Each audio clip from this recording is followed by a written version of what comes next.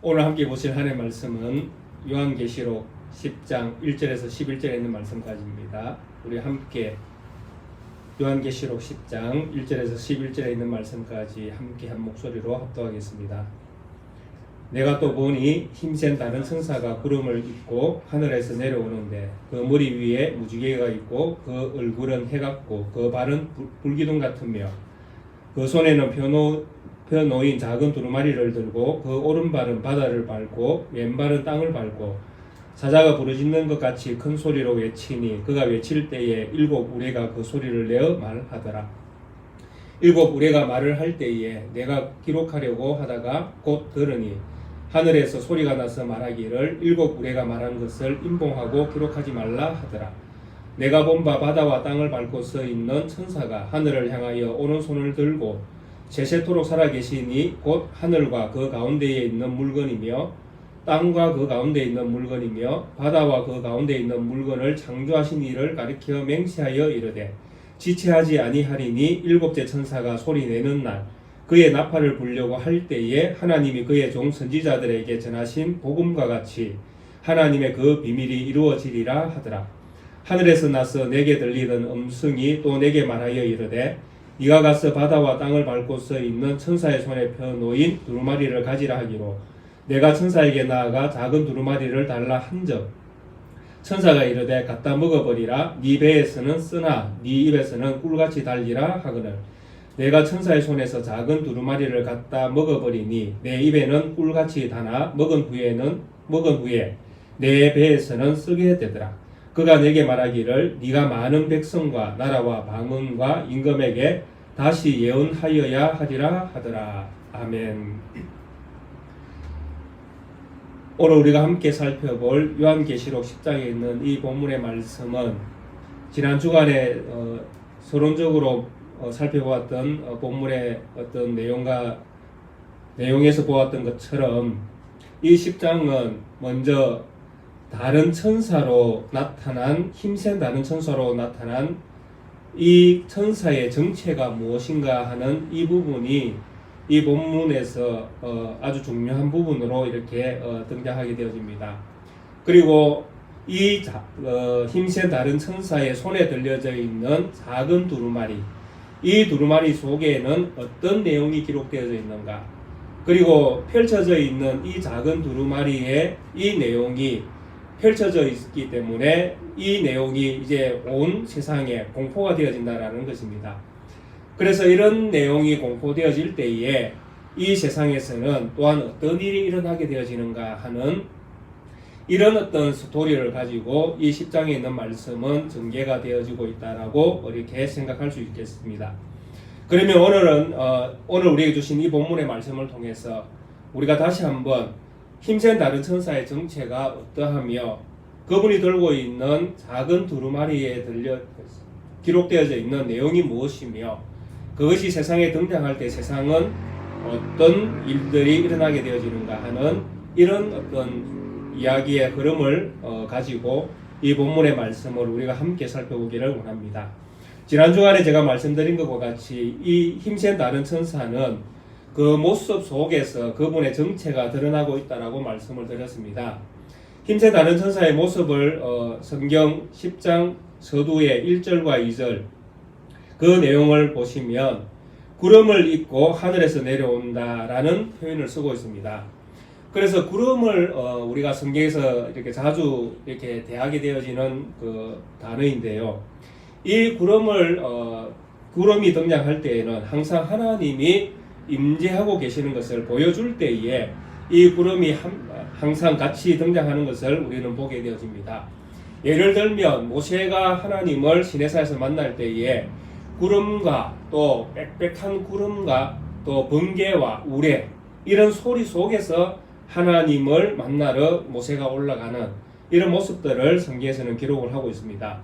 그래서 구름을 이야기하는 이런 장면들이 나오게 되어질 때에는 이 구름이 하나님의 임재를 보여주는 이런 상징으로 많이 사용되어진다라는 것을 우리가 이해할 때에 이 힘센 다른 천사는 하나님과 같은 존재임을 우리는 생각해 볼 수 있다는 것입니다. 그리고 또 한 가지는 이분이 하늘에서 내려온다라고 이렇게 말씀을 합니다. 그래서 하늘에서 내려온다라는 이 표현 또한 이분의 어떤 그 정체가 하늘 영역에 소속되어 있는, 하늘 영역과 관계되어 있는 분인 것을 우리에게 말씀을 해주고 있다는 것입니다. 그래서 구름을 입은 것도 하나님의 임재하심을, 또 하늘에서 내려온다라는 이 표현도 하나님과 관계되어 있는, 하나님이 계신 곳과 관계되어 있는 이런 분으로서 이분의 정체를 말씀을 하고 있다는 것입니다.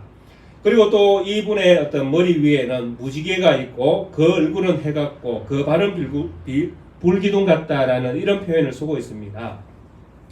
여기에서도 그 머리 위에 무지개가 있다라는 것은 창세기에서 노아 홍수 때의 무지개를 생각해 보면 이 무지개는 양면의 어떤 성격을 가지고 있습니다.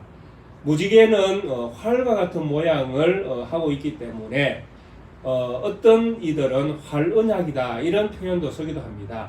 그래서 이 무지개의 언약은 창세기에서도 우리에게 보여주는 그 의미가 무엇이냐 하면 하나님께서 세상을 심판하시는 전쟁의 도구로서 이 무지개는 언약의 상징을 가지고 있다는 것입니다. 그래서 무지개 언약이라고 하는 이 언약 속에는 하나님이 전쟁을 하고 계시는구나. 그런데 노아 홍수 이후에는 하나님께서 그 전쟁을 쉬겠다라는 의미로 무지개를 그 하늘에 걸어 두셨습니다. 그래서 활이 전쟁 도구로 사용이 되지 아니하고 그냥 하늘에 걸려 있는 것은 휴전을 의미하는 것입니다.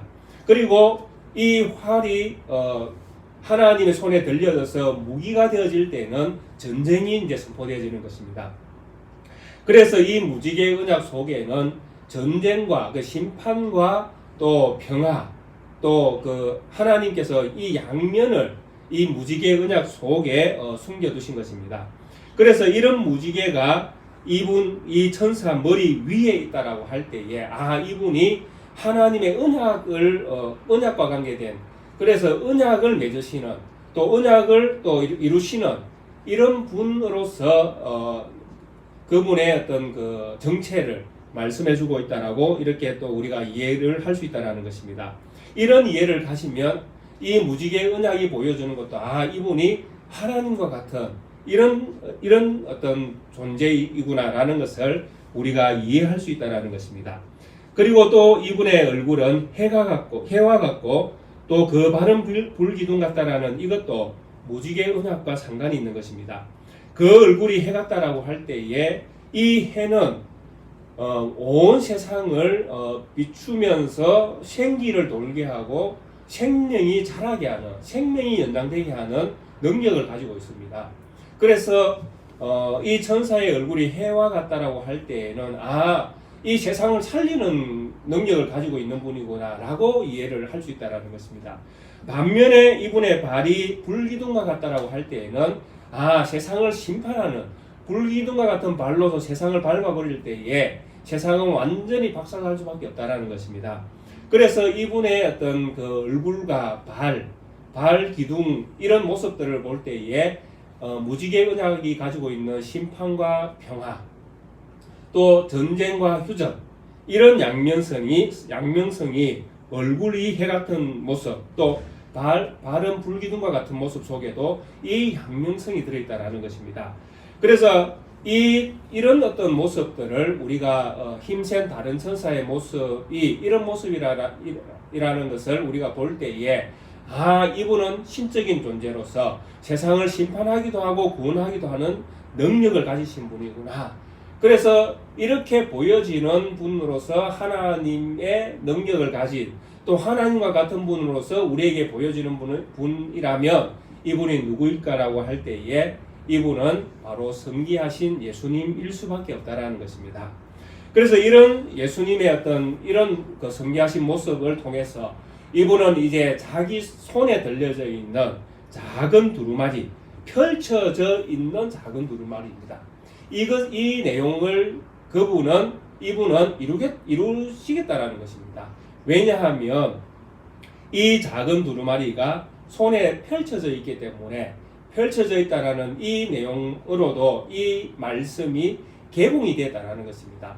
열려진 말씀, 이미 선포되어져서 이제 말씀이 성취를 향하여 나아갈 수밖에 없는 그런 성취를 향한 어떤 그런 개봉된 말씀으로 이분이 그 책을 들고 있기 때문에, 두루마리를 들고 있기 때문에 이 두루마리의 내용은 반드시 성취될 수밖에 없다라는 것입니다.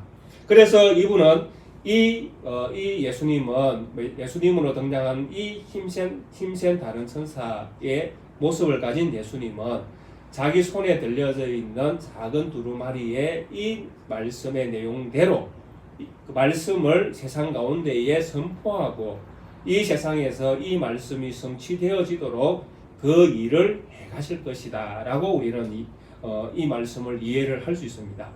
그래서 이분은 이 말씀을 이루기 위해서 가장 먼저 또 이런 말씀을 합니다. 6절에 보시면 세세토록 살아계시니 곧 하늘과 그 가운데 있는 물건이며 땅과 그 가운데 있는 물건이며 바다와 그 가운데 있는 물건을 창조하신 이를 가리켜 맹세하여 이르되 지체하지 아니하리니, 이런 말씀이 6절에 기록되어 있습니다.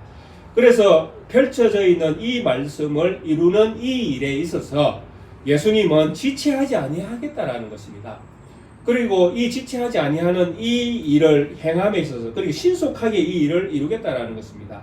계시록에서 우리가 처음 말씀을 대할 때에도 예수님께서 이 계시록에 있는 말씀을 처음 우리에게 주실 때에도 이런 말씀을 하신 적이 있습니다. 기록되어져 있는 이 요한계시록에 있는 이 말씀이 속히 되어질 일이고, 그래서 속히 되어질 일이라는 이런 표현, 속히 일어날 일들, 그래서 이 속히 일어날 일들을 우리에게 보여주고 이 일이 속히 일어날 것을 늘 말씀을 하셨습니다. 그래서 여기서도 예수님께서 이런 말씀을 하시는 것입니다. 지체하지 않겠다. 속히 이 일을 이루겠다라는 것입니다. 그래서 이 일을 이룸에 있어서 이분은 맹세로 하나님 아버지 앞에, 천지 만물을 창조하신 하나님 아버지 앞에 맹세하여 이 일을 이루겠다라고 상당히 맹세한다라는 이 표현이 아주 강조되어져서 이 말씀을 하고 있다라는 것입니다. 그래서 왜 이 예수님께서 이 천지 만물을 창조하신 하나님 아버지 앞에 왜 맹세하여 지체하지 아니하고 이 일을 이루겠다고 말씀하시는가 하면, 이 맹세한다라는 이 의미 속에는 예수님께서 반드시 이 일이 성취되게 하겠다라는 그런 어떤 그 하나님으로서 일을 해내겠다는 그 신실하심을 이 말씀 속에서 보여주고 있다는 것입니다. 구약 성경에서 우리가 가끔 이 맹세에 대한 내용들을 보게 되어집니다. 맹세라는 것은 그 구약 성경에서는 서원제, 제사 제도 가운데 한 가지인 서원제, 이런 어떤 표현들 속에서도 이 맹세라는 것이 같은 의미로 이렇게 부여되어져서 설명이 가능하게끔 되어 있습니다. 그러면 하나님 앞에서 하나님께서 지금 맹세라는 단어를 쓰고 계시는데, 우리에게도 하나님은 맹세하여 또 맹세 서원할 것을 가끔 기록된 말씀을 통해서 말씀을 한다라는 것입니다. 그래서 우리는 이 맹세에 대한 의미를, 우리가 성경이 가지고 있는 참된 의미를 바르게 이해하지 못한 가운데에 이 맹세, 소원, 이런 것들을 우리의 신앙생활 가운데에서 이렇게 반복되어지는 어떤 그런 현상 가운데에 이런 일들을 이제 우리가 실천을 하는 이런 상황들이 생깁니다. 예를 들면 내가 무엇을 할 테니 하나님 어떻게 해주십시오. 내가 하나님 앞에 무엇을 하겠습니다. 물론 그 뒤에 다른 어떤 표현을 쓰지 않는다 할지라도 하나님 아버지 앞에 내가 뭔가 하겠다라고 하는 그 어떤 서원과 같은 또 맹세와 같은 이런 어떤 다짐을 하게 되어질 때에 사람의 심리 속에는, 우리의 심리 속에는 항상 무언가 하나님으로부터 받고 싶은 그런 것들이 있다라는 것입니다. 그래서 맹세가 우리에게는 어떤 하나님 앞에 우리가 뭔가 봉사, 헌신 이런 것들을 다짐하는 것 같은데, 항상 우리의 연약함 때문에 그 뒤에 우리가 얻고 싶은 것, 또 누리고 싶은 것, 하나님으로부터 또 이렇게 받고 싶은 것, 이런 것들이 우리의 또 심령 속에, 우리의 마음 속에 자리를 하고 있을 수도 있다라는 것입니다. 그래서 이런 것들을 생각해 보면 우리의 맹세는 사실 상당히 이기적인 맹세를 많이 한다라는 것입니다. 그리고 또 한 가지는 우리의 맹세는 맹세로서의 가치를 처음부터 잃어버리고 시작하는 경우가 많다라는 것입니다. 왜냐하면 맹세는 순수하게 하나님 아버지 앞에 우리의 헌신과 또 다짐이 되어야 되는데, 우리는 그런 어떤 다짐보다는 내가 얻고 싶은 것이 항상 우리의 마음속에 있는 경우가 많기 때문에 우리의 어떤 맹세와 서원은 처음부터 다르게 시작되어지는 그런 상황들이 생긴다라는 것입니다. 그럼에도 불구하고 우리가 믿음의 생활을 할 때에 맹세라든지 소원이라든지 다짐이라든지 이런 것들을 많이 하게 되어지고, 또 이런 것들을 한 이후에 많이 후회하게 되어지고 시험에 들기도 하고, 왜? 맹세한 것들을 다 지킬 수 없는 우리 자신을 발견하게 되어질 때에 정말 성경의 말씀, 하나님은 맹세한 것을 지키라고 하셨는데 지키지 못한 것 때문에 우리가 스스로 죄책감에 빠지기도 하고, 또 하나님 앞에 정말 지키지 못한 것 때문에 내가 신자인가, 믿음이 있는가, 뭐 이런 어떤 식으로 우리는 우리 자신을 또 자책하게 되어지는 이런 경우가 많다라는 것입니다. 그래서 이런 모든 여러 가지 어떤 우리의 신앙생활 가운데 나타나는 이런 어떤 단점들이 왜 이런 단점들이 생기는가 하면 바로 우리가 말씀을 바로 이해하지 못한 가운데에 맹세를 하고 서원을 하고 다짐을 하고 있기 때문에 그렇다라는 것입니다. 그러면 왜 많은 성도들이 잘못된 서원을 하게 되어지고 맹세를 하게 되어지고 다짐을 하게 되어지는가?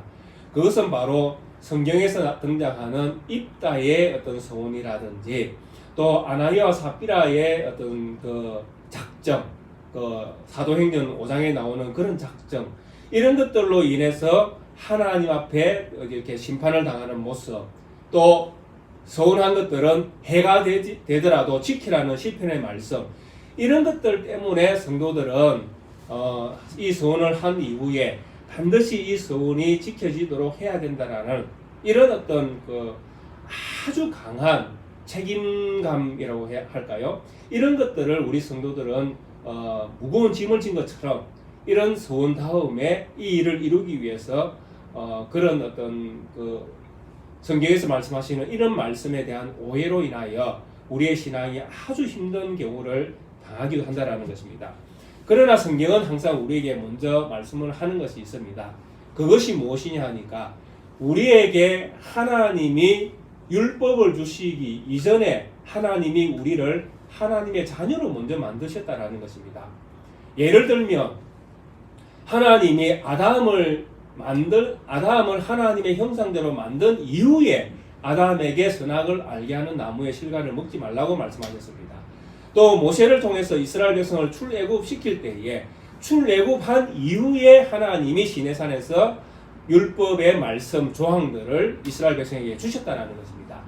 그래서 법이 먼저 온 것이 아니라 하나님의 자녀, 하나님의 백성됨이 먼저였다는 것입니다.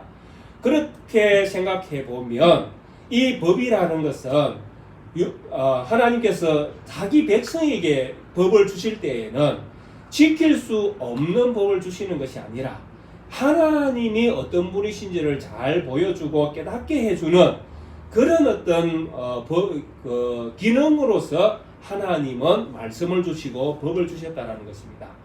하나님께서 아담에게 왜 선악을 알게 하는 나무의 실과를 먹지 말라고 하셨습니까? 바로 아담이 하나님의 형상대로 지음을 받았다는 것입니다. 그래 이 말씀은 아담이 세상에서 왕이다라는 것입니다. 천지 만물을 하나님께서 다 만들어서 이 모든 것들을 다스리는 권한을 누구에게 주었는가 하면 아담에게 주었다라는 것입니다. 그래서 아담은 세상에서 왕입니다.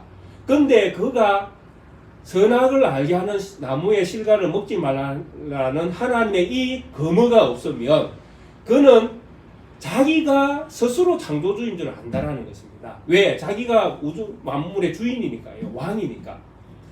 그래서 하나님은 이런 아담에게 이 검어를 주신 것, 그러니까 선악을 알게 하는 나무의 실과를 먹지 말라는 이 말씀을 더해 주신 것은 아담이 아담되게 하는 것, 아담이 자기 자리를 지키게 하는 것, 아담이 피조물로서 하나님을 경외하는 자리에 머물게 하는 것, 이런 측면에서 하나님은 선악을 알게 하는 나무의 실과를 먹지 말라는 명령을 하신 것입니다. 그래서 이 명령은 아담을 시험에 들게 하는 것이 아니라 아담을 아담되게 하는 것, 은혜롭게 하는 것, 아담을 참 하나님 백성 되게 하는 것, 아담이 정말 하나님을 경외하면서 믿음을 지켜 살아가는 그런 아름다운 하나님의 자녀가 되게 하는 이런 말씀으로서 이 선악을 알게 하는 나무의 실과를 먹지 말라는 말씀을 주셨다라는 것입니다. 그래서 이런 이해를 가지고 말씀을 보면 결국 아담에게 주신 이 말씀 또한 은혜의 말씀이었다라는 것입니다. 지키지 않을 때 벌을 주겠다는 것이 아니라 그것을 지킴으로 복을 받으라고 하나님은 아담에게 그 말씀을 허락하신 것입니다.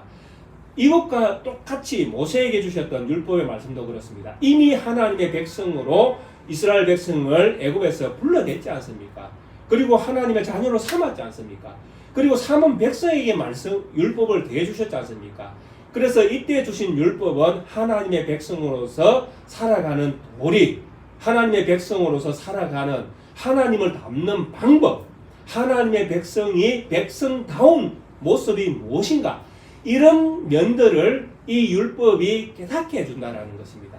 하나님의 백성으로 살아가는 하나님의 백성됨을 보여주는 말씀이 율법이었다라는 것입니다.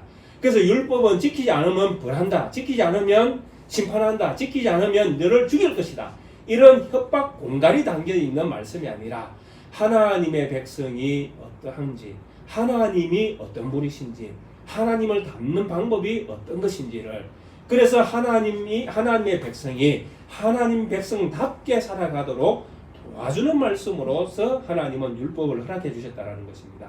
이런 율법 속에 맹세도 있다는 것입니다. 그러면 이 맹세는 무엇이겠습니까? 바로 하나님이 얼마나 신실하신가를 보여주시는 것입니다. 맹세하여 이르되 내가 반드시 지키겠다라는 것입니다. 하나님이 아브라함에게 복을 주시면서 너를 축복하는 자를 축복하고 내가 너를 저주하는 자를 저주하겠다는 이 말씀, 그리고 그 언약을 따라서 하나님께서 일해 가시는 이 모든 일에 언제나 하나님이 다 이루어내시겠다라는 것입니다. 이것이 얼마나 은혜로운 말씀입니까? 그래서 하나님의 자녀들은 이런 하나님의 신실하심을 보고 하나님의 신실하심을 담는 것이 하나님의 자녀의 도리인 것을 알게 하기 위해서 맹세라는, 또 서원이라는, 다짐이라는 이런 말씀들을 우리에게 허락해 주신 것입니다. 그래서 하나님께서 우리에게 맹세, 서원한 것을 반드시 지키라고 말씀하시는 것은 바로 하나님의 신실하심을 우리에게 깨닫게 해주시는 말씀입니다. 그래서 하나님의 신실하심에 반하여 우리는 하나님의 그 신실하심을 따라갈 수는 없습니다. 닮을 수는 있겠지만, 조금 닮을 수는 있을지 몰라도 우리가 하나님의 신실하심처럼 신실할 수는 없다라는 것입니다. 그래서 우리가 다짐을 해놓고 맹세를 해놓고 서원을 해놓고 우리는 지킬 수 없는 상황이 생길 수도 있다라는 것입니다. 그럴 때 어떻게 해야 합니까? 하나님 앞에 그대로 구하면 됩니다. 내 사정이 이러이러했어. 내가 하나님 앞에 비록 이런 약속을 들었지만은 하나님, 제가 무지하고 어리석어서 그래서 이 일들을 내가 감당할 수 없습니다. 하나님 도와주옵소서, 용서하소서. 이렇게 우리의 마음, 우리의 현실, 우리의 상황, 내가 할 수 없음을 고백할 때에 하나님은 자비롭게 그 모든 상황 속에서 우리를 받아주신다라는 것입니다. 그래서 이런 믿음의 생활이 우리에게 바른 믿음의 생활이지, 반드시 지키도록 강요하고 협박하고 안 하면 죽이는 것처럼 이렇게 하나님의 모습을 그렇게 상상해 간다면 우리의 신앙은 잘못될 수밖에 없다는 것입니다. 덧붙여서 그렇다면 우리가 맹세를 해도 지킬 수 없는 우리의 연약함을 우리가 스스로 깨닫게 되어진다면 우리는 맹세하지 아니하고 서원하지 아니하고 다짐하지 아니하고 내 있는 그 모습 그대로 하나님을 섬길 때에 그것이 바로 우리의 바른 섬김이 되어진다라는 것입니다. 맹세를 하고 하나님 섬기는 것이 아니라 맹세하지 아니한다 할지라도 다짐하지 아니한다 할지라도 서원하지 아니한다 할지라도 그것이 없다 할지라도 내가 신실하신 하나님을 닮으려고 하고 신실하신 하나님 앞에서 신실하게 하나님을 섬기고 예배하고 찬양하며 살아가기를 원하는 이런 믿음을 가지는 것이 더 나은 믿음의 생활이 될 수 있다는 것입니다. 그래서 우리가 6절에서 만나는 이 맹세는 하나님의 신실하심을 우리에게 보여주신다는 것입니다. 하나님께서 반드시 지키겠다. 내가 반드시 시행하겠다. 내가 반드시 이루리라. 누구 앞에서? 하나님 아버지 앞에서 맹세하신다는 것입니다. 그래서 이 맹세는 반드시 이루어질 수밖에 없습니다. 그래서 이 펼쳐진 이 두루마리에 있는 이 내용은 힘센 천사로 등장하신 예수님께서 반드시 이루실 것입니다. 그런데 이분이 어디를 밟고 있는가 하면 한쪽 발은 땅을 밟고 있고 한쪽 발은 바다를 밟고 있으면서 이 말씀을 속히 이루겠다고 이렇게 선포를 하십니다. 그래서 여기서 땅이라는 것은 제가 여러 번 말씀드렸지만은 팔레스타인 땅을 이야기합니다. 그 땅, 그 시대의 그 땅, 유대인들이 사는 땅, 이스라엘 백성이 사는 땅.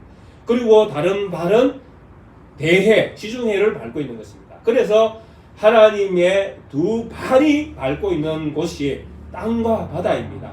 그리고 이 두 발이 뭐처럼 생겼습니까? 불기둥처럼 생겼습니다. 그래서 이것을 심판을 말씀하시는 것이죠. 하나님께서 유대 땅을 심판하시고 또 유대를 지금 이스라엘 백성을 또 이렇게 심판의 도구로 사용하고 있는 이 로마도 하나님은 장차 심판하실 것입니다. 그러면서 이 모든 심판이 끝났을 때에 다니엘서에서 말씀하시는 것처럼 하나님의 나라, 정도의 나라가 이 땅 가운데에 세워지는 그런 엄청난 이적들을, 엄청난 미래의 사건들을, 그 사건들을 하나님이 이루어내겠다고 그렇게 말씀을 하시는 것입니다. 그래서 우리는 이런 하나님의 어떤 그 약속과 또 예언과 맹세로 예수님께서 선언하셨던 이 말씀이 우리는 반드시 성취될 것을 이때에 말씀을 받는 요한은 이 말씀이 반드시 성취될 것을 바라보았을 것입니다. 그러나 우리의 입장에서는 이것이 이미 성취된 말씀으로 우리는 또 바라볼 수 있는 것입니다. 그래서 맹세해서 이렇게 이루겠다고 말씀하신 이 말씀은 그 시대로 볼 때에는 미래적 말씀이지만 우리에게는 과거적 말씀이 되어지는 말씀이 되겠습니다.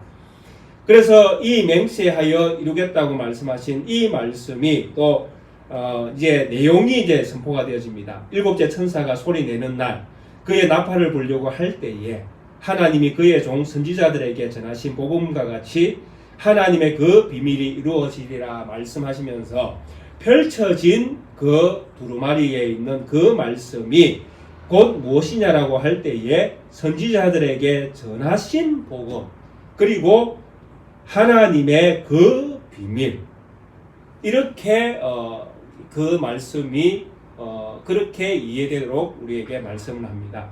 자, 그러면 펼쳐져 있는 그 두루마리에 있는 그 내용의 말씀이 선지자들에게 전하신 복음과 같은 말씀이라면 그러면 선지자들에게 전하신 복음은 무엇인가라고 우리는 또 생각을 또 해야 되는 것입니다. 여기서 말씀하시는 선지자들은 구약의 선지자, 구약 선지자들을 말씀합니다. 자, 그러면 구약 선지자들에게 말씀하셨던 이 말씀은 무엇이겠습니까? 제가 방금 다니엘서에 있는 말씀을 예를 들었습니다. 다니엘서에 보면 내 짐승의 나라가 세워진 이후에 결국 그 내 나라, 내 왕의 어떤 나라가 없어지는 그 마지막 때에 성도의 나라가 서는 것을 다니엘은 환상을 통해서 보게 되었고 그 비밀을 또한 깨닫게 되어집니다. 그 말씀이 다니엘서 7장에 보시면 말씀이 기록되어져 있습니다. 그 말씀을 우리가 잠시 한번 보도록 하겠습니다.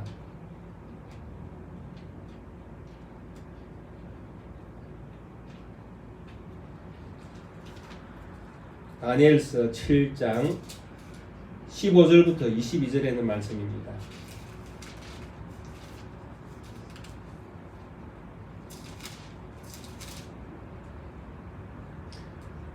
자, 같이 한번 읽어보겠습니다. 나 다니엘이 중심에 근심하며 내 머릿속의 한 쌍이 나를 번민하게 한지라. 내가 그 곁에 모셔 선자들 중 하나에게 나아가서 이 모든 일의 진상을 물으매 그가 내게 말하여 그 일의 해석을 알려주며 이르되 그 내 큰 짐승은 세상에 일어날 내 왕이라. 지극히 높으신 이의 성도들이 나라를 얻으리니 그 누림이 영원하고 영원하고 영원하리라. 이에 내가 넷째 짐승에 관하여 확실히 알고자 하였으니 곧 그것은 모든 짐승과 달라서 심히 무섭더라. 그 이는 쇠요 그 발톱은 노시니 먹고 부서뜨리고 나머지는 발로 밟았으며 또 그것의 머리에는 10뿔이 있고 그 외에 또 다른 뿔이 나오매 세 뿔이 그 앞에서 빠졌으며 그 뿔에는 눈도 있고 그 말을 하는 입도 있고 그 모양이 그의 동류보다 커 보이더라. 내가 본적 이 뿔이 성도들과 더불어 싸워 그들에게 이겼더니 옛적부터 항상 계신 이가 와서 지극히 높으신 이의 성도들을 위하여 원한을 풀어주셨고 때가 이름에 성도들이 나라를 얻었더라. 아멘. 자, 이 네 짐승에 관한 환상을 다니엘이 보았고 또 설명을 또 해주셨습니다. 여기에 등장하는 네 왕은 바벨론, 메데바사, 페르시아, 로마입니다. 그리고 이 로마가 오늘 우리가 보고 있는 요한계시록 12장에 대해로 밟고 있는 바다를 밟고 있는 이 바다로 묘사되고 있는 이 나라가 로마가 되는 것입니다. 그래서 이 로마가 무너뜨린 다음에 가장 강력한 왕으로 등장하는 이 넷째 짐승조차도 결국 성도의 나라 앞에서는 무너질 수밖에 없다라는 것입니다. 그래서 하나님의 나라, 성도의 나라가 성도들이 나라를 얻으리니 18절에 보면 성도들이 나라를 얻으리니 그 누림이 영원하고 영원하고 영원하니라.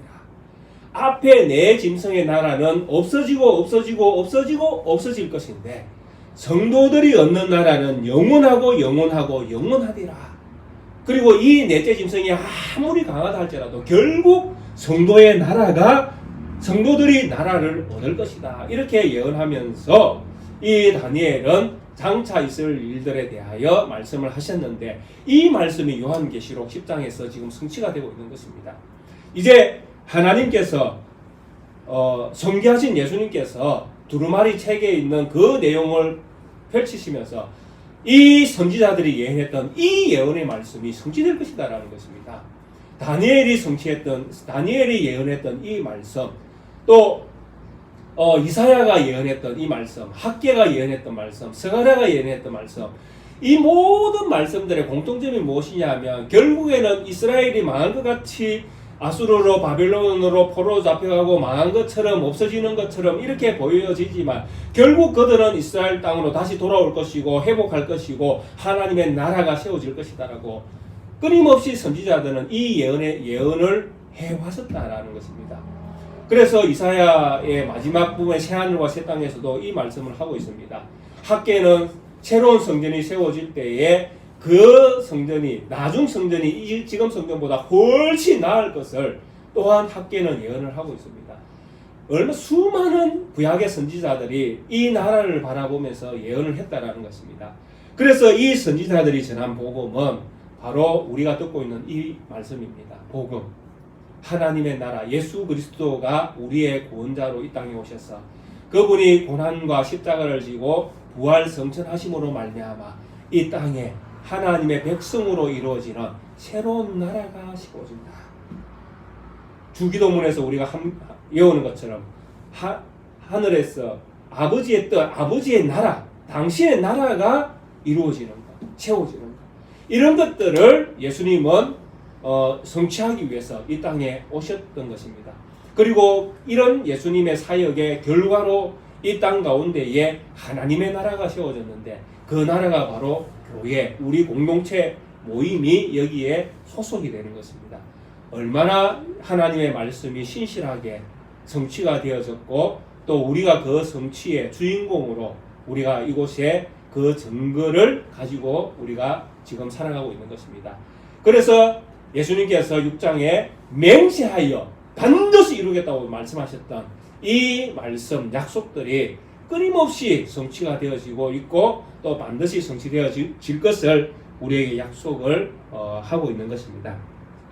그래서 이런 어떤 약속된 구약 성경에서 약속된 이런 많은 어떤 선지자들에게 주셨던 복음이 실제로는 하나님 앞에서는 하나님의 그 비밀이라고 표현을 하고 있습니다. 그래서 하나님 앞에 있는 이 내용이 비밀스러운 것은 바로 불신자들에게 비밀스러운 것이지 저희들에게는 비밀스러운 비밀이 될 수가 없다는 것입니다. 비밀이 왜 비밀입니까? 다른 사람을 모르게 하기 위해서 비밀 아닙니까? 그런데 우리는 선지자들에게 전해진 복음과 같은 그 비밀스러운 하나님의 말씀을 우리는 요한을 통해서 그대로 듣고 있는 것입니다. 이미 예수님께서 하셨던 말씀이지만 그래서 그 나라가 아버지의 나라가 이 땅 가운데 세워지는 이런 역사를 심판과 또 회복의 어떤 과정들을 통해서 예수님은 이루어내겠다고 그렇게 말씀을 하고 계시는 것입니다. 그래서 이런 어떤 심판을 이 10장에서는 아주 많이 강조를 합니다. 그 강조하는 표현이 무엇이냐니까 땅과 바다를 밟은, 그래서 2절과 5절과 8절에 세 번이나 땅과 바다를 밟은 천사가, 땅과 바다를 밟은 천사가, 이런 표현들을 통해서 이 세상을 하나님을 배역한 이스라엘 백성을 버리겠다는, 심판하겠다는 약속과 또 이 이스라엘을 또 심판의 도구로 사용되어지는 또 타락한 로마, 이 로마까지도 하나님은 다 심판해서 새로운 하나님의 나라를 이 땅 가운데 만들어내겠다고 그렇게 우리에게 말씀을 통해서 보여주고 계시는 것입니다. 자, 이런 어떤 말씀을 이제 우레와 같은 그 일곱 천사의 말씀이 이 내용과 똑같을 것입니다. 그래서 이 내용을 일곱 우레를 통해서 이 소리로 말씀을 또 요한에게 들려줄 때에 요한은 이제 이미 깨달은 말씀이기 때문에 그는 기록을 하려고 했습니다. 그런데 하늘에서 들리는 음성이 있습니다. 네가 천사의 손에 네가 지금 듣고 있는 이 말씀들을 기록하지 말라라는 음성을 듣고 있는 것입니다. 대신에 기록은 하지 않는데 그에게 뭐라고 말씀합니까? 두루마리에 있는 그 두루마리를, 손에 펼쳐놓은 두루마리를 가지고 요한은 그것을 먹으라는 그런 명령을 하늘로부터 듣게 되어지는 것입니다. 그 9절에 보니까 내가 천사에게 나아가 작은 두루마리를 달라 한적 천사가 이르되 갖다 먹어버리라. 네 배에서는 서나 네 입에서는 꿀같이 달리라. 그리고 그 10절에는 또 이렇게 말씀합니다. 내가 천사의 손에서 작은 두루마리를 갖다 먹어버리니 내 입에서는 꿀같이 다나 먹은 후에는 내 배에서 서게 되더라. 그래서 요한은 기록을 하지 말라는 음성은 들었지만은 그럼에도 불구하고 기록은 안 한다 할지라도 이제 먹게 되어지는 이런 어떤 말씀을 이제 듣게 되어지는 것입니다.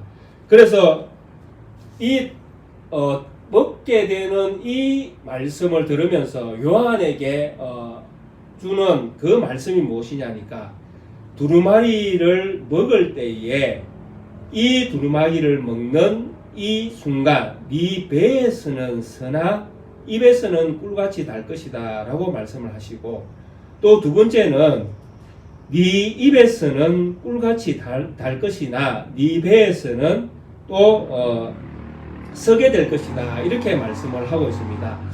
그래서 이 말씀들을 가만히 생각해 보면 왜 배에서는 서고 입에서는 달게 될 것인가, 또 왜 입에서는 달고 또 배에서는 쓰게 될 것인가, 왜 이런 표현들을 쓰고 있는가라고 생각해 볼 때에 그렇습니다. 지금 하나님께서 예수 그리스도 나타나신 힘센 천사의 손에 들려져 있는 이 메시지는 땅을 밟고 있고 바다를 밟고 있고 이 밟은 이 나라들을 심판한 이후에 하나님의 나라를 새롭게 세우겠다는 그런 말씀을 지금 하고 있는 것입니다.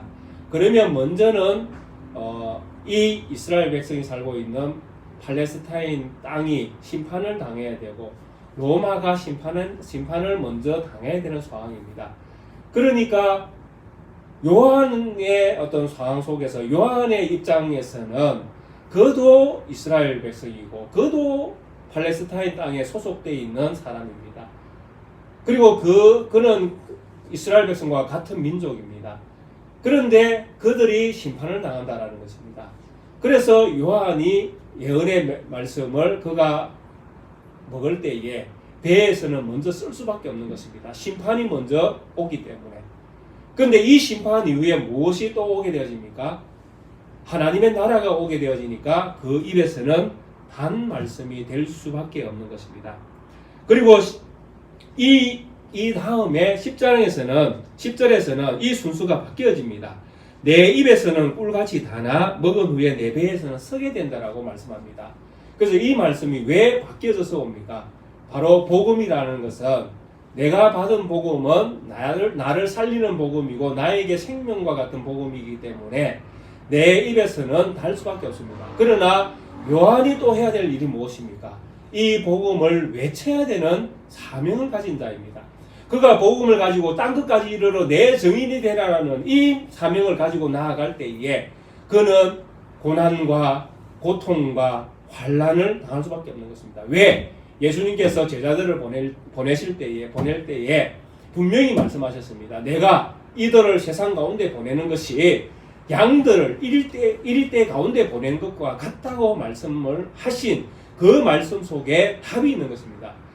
하나님의 자녀들이 세상으로 나아가 복음의 메시지를 전달할 때에 세상이 그래 내가 죄인이다. 아이고 내가 죽을 죄인으로서이다. 내가 회개하겠나이다. 내가 하나님의 백성으로서 하나님을 왕으로 모시고 살겠습니다라고 넙죽넙죽 절하면서 자기 하나님께 돌아오는 그런 어떤 꿈과 같은 세상은 열리지 않는다라는 것입니다.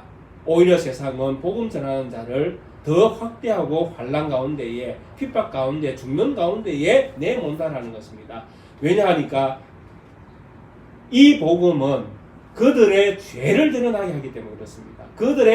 그들이 생명과 같이 여기는 명예와 물질과 또 권력을 탐하지 말라고 이야기하는 복음이기 때문에 그들이 좋아하는 것을 하지 못하게 하는 말씀이 복음이기 때문에 이 복음을 세상이 좋아할 수 없다라는 것입니다. 그래서 요한이 전하는 이 복음은 요한에게 고통을 안겨줄 수밖에 없다라는 것입니다. 그래서 그는 생명과 같은 복음을 가졌지만 그가 전하는 복음으로 말미암아 그는 이 복음 때문에 핍박을 당할 수밖에 없는 위치에 놓여진다라는 것입니다. 그래서 그 입에서는 다나 그 배에서는 쓰다라는 그 말씀이 나오면서 11절에서 이렇게 말씀합니다. 그가 내게 말하기를 네가 많은 백성과 나라와 방언과 임금에게 다시 예언하여야 하리라. 요한의 사명이 이제 그에게 던져지는 것입니다. 요한의 사명이 무엇입니까? 나라를 향하여 많은 백성을 향하여 방언을 향하여 또 방언을 가진 자들을 향하여 많은 임금들에게 나아가서 오늘 이 10절에 있는 펼쳐져 있는 두루마리 속에 기록된 말씀 유대가 심판을 당할 것이고 또 로마가 심판을 당할 것이고 새로운 나라가 될 것인데 이 나라는 예수 그리스도로 인하여 이루어지는 나라다. 이것이 참 복음이고 예수 그리스도의 생명이고 우리의 구원자이시며 그분이 하나님의 아들이다라는 이 명확한 복음을 요한은 전하게 되는 이 사명을 받았다라는 것입니다. 그래서 우리는 또 여기서 우리가 믿음의 생활을 할 때에 오해하고 있는 또 한 부분이 여기에 나오게 되어지는 것입니다. 우리는 예언이라고 말씀을 하면 꼭 미래에 일어날 일들로 이렇게 생각을 많이 합니다. 그래서 교회 안에서도 예언자들이 있지 않습니까? 점쟁이처럼 잘 맞추는 사람, 또 성도의 미래를 예언해주고 그 예언을 통하여 자기가 선지자인 것처럼 행시하는 사람, 자기가 뭔가 하나님부터 엄청난 은혜와 또 능력을 받은 것처럼 능력자로 이렇게 행세하는 사람, 이런 사람들의 교회 안에 얼마나 많이 있습니까? 물론 뭐 교회 바깥에도 많이 있죠. 그러나 여기에서 분명히 제가 말씀드리는 것은 하나님께서 우리에게 주시는 예언의 말씀은 미래를 예측하고 인간의 어떤 한 사람의 어떤 미래를 보여주고 그가 무엇을 해야 하는지 어떤 일을 해야 하는지 이런 것들을 말씀하는 것이 예언이 아니다라는 것입니다. 이미 제가 말씀드린 것처럼 이 10장에 있는 이 말씀의 스토리를 쭉 보십시오. 예언이 무엇이었습니까? 바로 두루마리에 펼쳐져 있는 두루마리의 내용이 예언이었다는 것입니다. 그것이 무엇이었습니까? 선지자들에게 전해진 복음이었습니다. 복음이 예언이었습니다. 복음이 예언입니다. 그리고 이것은 하나님의 비밀입니다. 복음이 비밀이잖아요. 예수님이 세상에 왔는데 하나님의 아들로 세상에 왔는데 이 예수님이 얼마나 놀라운 비밀입니까? 하나님이 사람의 모습으로 왔는데 누가 하나님이라고 그렇게 믿겠습니까? 그러니까 예수님 속에는 하나님의 신성이 감춰져 있지 않습니까? 얼마나 비밀스럽습니까? 그러니까 이 모든 내용의 10장에서 말씀하는 이 내용의 결론이 이 요한에게 증거가 되지 않습니까? 너가 알게 되어야 돼. 너가 깨닫게 된 이 복음의 말씀을 너는 나라와 족속과 또 방언과 임금들 앞에서 예언하여야 하리라. 선포하여야 하리라. 이 말씀을 전해야 하리라. 그래서 예언의 말씀은 분명한 하나님의 말씀입니다. 모든 성도가 알아들을 수 있는 복음의 말씀, 이 말씀이 예언이다라는 것입니다. 그래서 사랑하는 우리 낙계교회 성도님들, 혹시 누군가가 다른 어떤 성도들이 예언자가 있다라고 할지라도 절대 믿지 마시기를 바랍니다. 제가 가능하건대 하나님께서 그런 예언자를 세우지 아니하실 것입니다. 우리가 복음의 말씀을 듣는 것으로 만족하고 기록된 말씀을 통해서 하나님을 아는 것으로 만족하고 그 하나님을 말씀 안에서 바르게 섬겨갈 때에 우리에게 복이 있는 것입니다. 그런 성도가 하나님께서 하나님의 자녀로 양육하는 성도이고 또 그런 말씀 안에서 자라가는 성도가 결국 하나님의 나라를 얻게 되어질 것입니다. 예언을 통한다고 예언하는 자에게 가서 점치듯이 우리가 뭔가를 안다고 해서 우리의 신앙이 자라는 것이 아닙니다. 물론 그것이 가짜일 경우가 제 생각에는 100%입니다. 그렇기 때문에 우리 사랑하는 우리 성도님들은 헛된 예언을 쫓지 마시고 기록된 복음을 따라서 하나님을 섬길 때에 가장 큰 은혜를 우리가 누리고 있음을 기억하는 것이 우리에게 복이 된다는 것을 분명히 이해하시기를 바랍니다. 오늘 10장에서는 우리에게 분명한 메시지를 허락해 주셨습니다. 힘센 다른 천사의 모습으로 오신 분은 예수님이시다. 그리고 이분의 어떤 손에 펼쳐져 있는 두루마리의 내용의 말씀은 하나님을 배반한 이스라엘과 또 이 이스라엘을 심판하기 위한 도구로 사용된 로마가 결국 예수님의 사역을 통해서 심판을 당하게 되어질 것이다.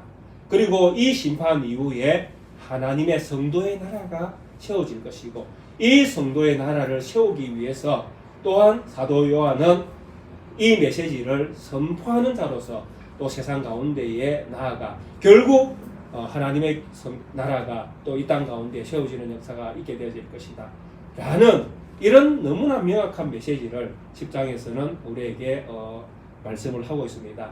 이 말씀 안에서 우리에게 주신 깨달음이 있다면 잘 깨달으시고 이 말씀을 잘 새겨서 맹세와 예언이라는 이 단어를 통해서 제가 우리 성도님들에게 증거해 드렸던 이 말씀을 잘 되새겨서 바른 성도로 바른 믿음으로 자라가는 그런 우리 낙계교회 모든 성도님들이 되시기를 주의 이름으로 축원드리겠습니다. 우리에게 주신 또 찬송가 483장을 함께 찬양 드리시겠습니다.